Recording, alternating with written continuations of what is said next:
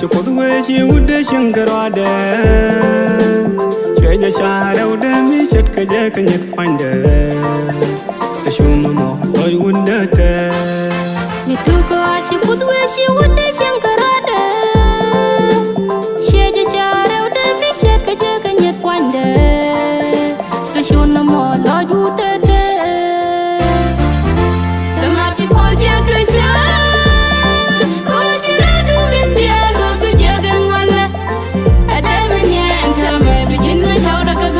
Mari poje kasang yalinte, koshi ponye kamji rasin jegen wale. Ate mene entame bijin na shil dengan loga. Yelara kunyal talai, koshi ye mat kendo. Yelara kunyal talai, keshwara gole keye bipare.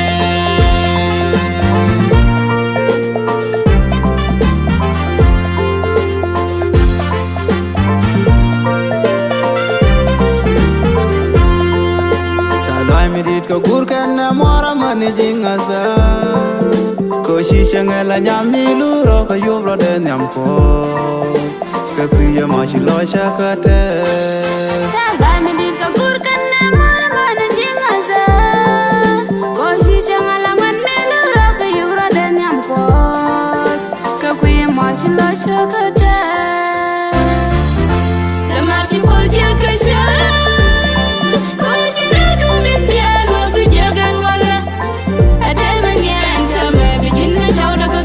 Mari poje kasang yalinte, koshi ponye kamji rasin jegen wale.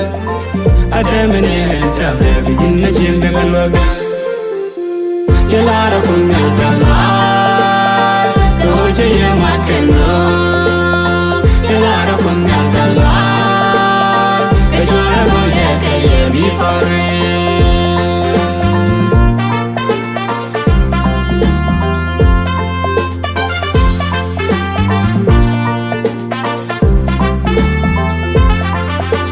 Saya pun kadal ke nyerman kaitin gorian ke, tiada nama kaya ke kon kon sungni, miji sungni apa lagi?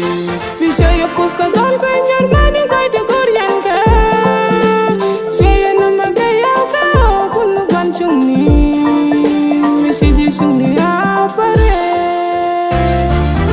Lemar si poja kerja.